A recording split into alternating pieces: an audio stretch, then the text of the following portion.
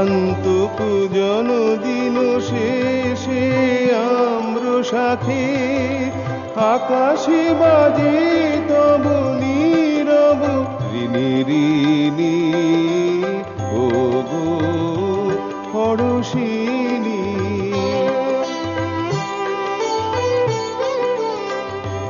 এই নিকটে থাকা অতি দূর মরণে রয়েছে ঢাকা, এই নিকটে থাকা অতি দূর মরণে রয়েছে ঢাকা।